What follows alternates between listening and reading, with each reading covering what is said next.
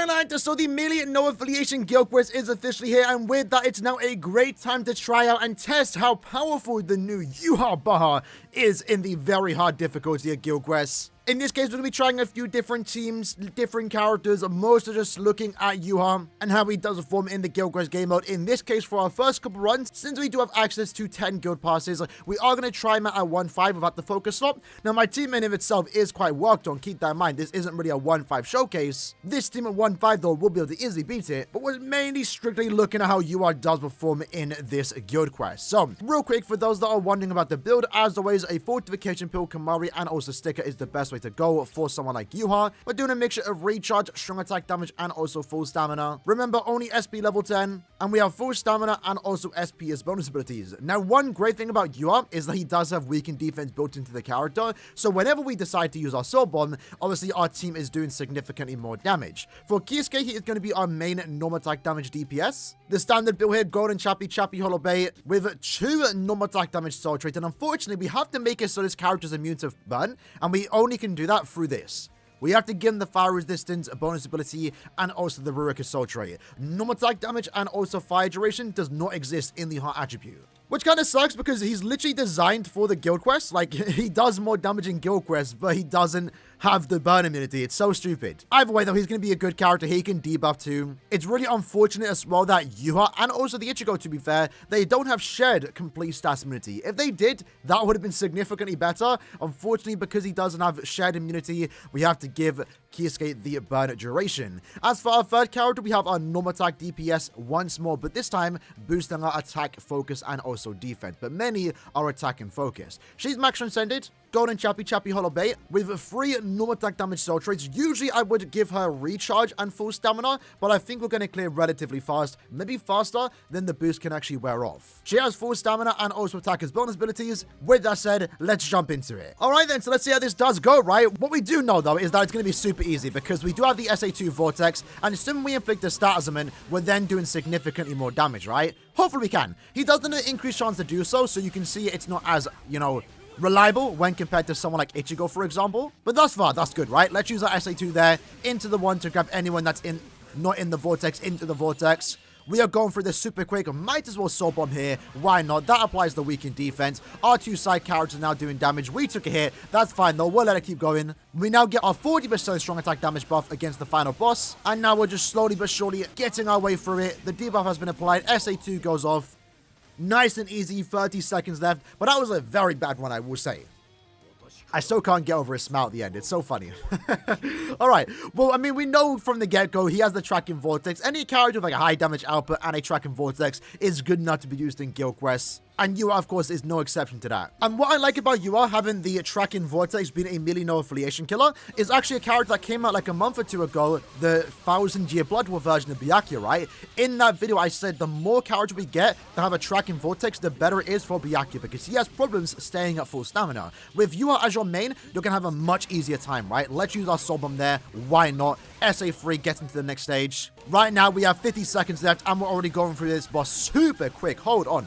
46 seconds left. The boost is about to wear off. That's fine, though. We do more damage against the final boss. SA2 into the 3, and then finish up with the 1. 40 seconds left there, and that's a 1-5 Yhwach. I know our team's also pretty good. Soifon's 5-5. Kisuke is also 2-5. But I mean, Yhwach's putting in the work too, right? He definitely is. 39 seconds left on our second run. What this tells me is that this team is going to be able to beat the Nightmare GQ whenever we get that variation for no affiliation guild quests. But it looks like with this team, we're probably going to range around 39 seconds to maybe 45, depending how lucky we get with our status procs. That's definitely something to keep in mind with Yhwach, but honestly, it doesn't like that much of an issue. Let's try another run though, but as I was saying, yeah, Byakuya's biggest problem in the 1000-year Blood War 1 is that he is a SP character.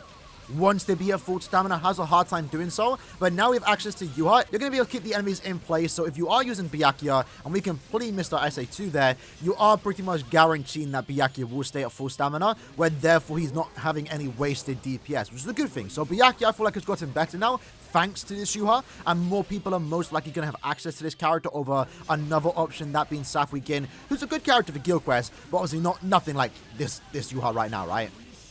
I kind of wasted my SA3 there. but we can use our Soul Bomb. Weakened defense has been applied. We took damage, but again, it just doesn't matter with this team. Let's finish up with the SA1. There we go. So, 2 bad runs, but our second run was actually pretty good. What we're going to do now, though, is add the focus slot to Yhwach, so he's 2-5. With that, he gets guaranteed criticals, and we should be clearing a tad bit faster. If anything, more reliably, getting to 40 seconds left. So as long as we inflict stat augments right from the get-go, we should be absolutely golden. Let's see how it does go. So SA1 groups everyone up, then we use our SA2. In this case, we applied the SP boost right after, or right when the boss was defeated. That's not too bad. SA1, maybe let them finish up with their normal attacks. Okay, so far so good. Let's position ourselves. Let's use our SA2 into the 1. SP boost is still active. That's golden.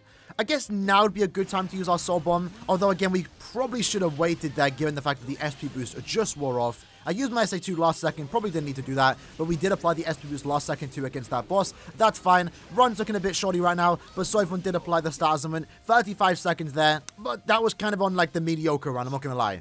Usually, I would restart and try and get a better run. But lucky for us, we do have access to 10 tickets right now. So we don't mind getting runs like this. What we did see, though, is that we cleared 5 seconds faster than our usual average with like 30 seconds left. So the focus, obviously, to no one's surprise, does help here. And it is giving us a faster run. But let's try and beat our current personal best, which is 40 seconds remaining. Okay, then attempt number 2. Let's see how this one does go. So instantly, we're going to flash step forward, use our SA2. Right now, I feel like the thing that's hurting us is that we're not grabbing everyone with the SA2 for somehow.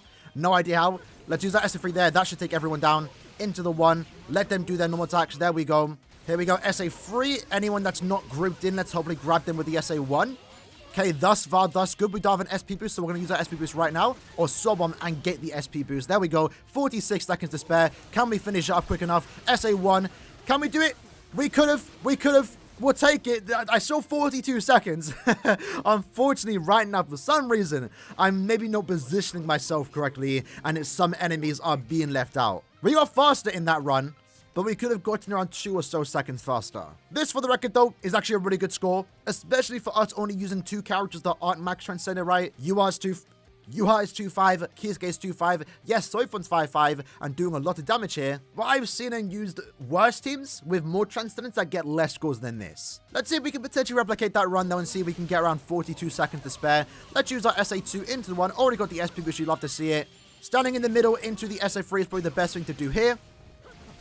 Unfortunately, didn't do that much damage to our strong attacks there, but that's fine. Kind of wasted my SA1, but it'll come back in no time. There we go. SA2 into the 1. Thus far, thus good. Let's Soul Bomb again into the SA3. Fortunately, we pushed back the enemy a bit too far, but run's still looking quite good. As long as we can clear fast here. This kind of worked out well. Wow. That was synergy that I didn't expect to see just there. For those that don't know what happened, Soifun just used the SA3 at the same time I used my SA2, and it vacuumed everyone into the vortex. That was not going to be a good run, but we got lucky on the strong attack usage. Soifun really came in clutch here. Never expected that to happen, but there we go. We got a similar run, tad bit better there, 41 seconds. Right now, it looks like if we get really lucky super RNG, we might be able to get 45 seconds left. I would love to use Byakuya here, but unfortunately, I don't own him. But what I do own is a max transcended white. So we're going to take out Kisuke and put in white instead. You can definitely replicate this team and it should work, but keep in mind, since they are both mind and no affiliation characters, your accessories and or links might be running a tad bit thin. Fortunately for me, I can actually rock this same exact accessories, fortification pill, Kamari, and also sticker. And in this case, I do have access to some other good links with recharge, strong attack damage, and of course also more strong attack damage when at full stamina. In White's case, he's max transcended. He is also equally a good lead for this GQ, keep that in mind.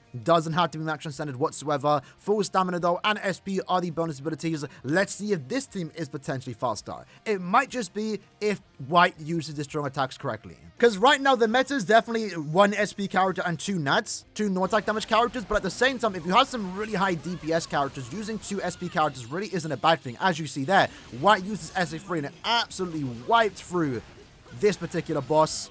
He cancelled his SA2 there, but that kind of worked out in our favor. Let's use our SA1 into the 2. Thus far, thus good. We're going to use our Soul Bomb here into the SA3. There we go, SA3. Then 1. It's looking better. It's looking better. And White does more damage here. SA2 into the 1. It's a bit faster. Oh, I think that was a faster run. That feels better. I think if I'm trying to go for like my highest score this week, I'm going to stick to using this team. We should have just gotten a tad bit faster there. Yeah, a tad bit faster. We finally got our 42-second run. Could have been 42.5 though, because once more, another enemy was kind of dragged out the vortex. But let's try that team again. Let's see how this one does go. Let's see if the run is consistent. I would assume it is. So we're going to go up, SA2. Use our SA1 there. No one got an SP boost. That's probably like the example of where the runs kind of slowed down. I got my SP boost, but White doesn't have his just yet. Maybe it's not that big of a deal as of right now, though. SA2. Grab anyone into the SA1. Okay, there we go. Has White gotten an SP boost? He hasn't. We're going to use our Soul Bomb into the free. I unfortunately lost my SP boost. So not our best run just there. But still around 35 seconds to spare, so it's not entirely too bad. I guess this team is a tad bit RNG dependent, whether White and me can get SP boost, but it shouldn't be that big of a deal depending on how many runs we do actually do. I've seen worse RNG, right? Let's try that once more. I'm not entirely sure I pointed it out just yet, but of course, one great thing about Yhwach is that he does get his 40% strong attack damage against the final boss, which is always good to see, right? White's got his SP boost, that's also good to see. Can I get mine? I already have mine, never mind. Unfortunately, it would have been really cool if we could have gotten the Soul Bomb twice. That was a big thing, right? But unfortunately not. This one is looking quite good, though. Let's use a Soul Bomb into the SA1. Kind of want to save my SA3, which is potentially working in our favor. SA2 into the 1. Did we get SP boost? We didn't.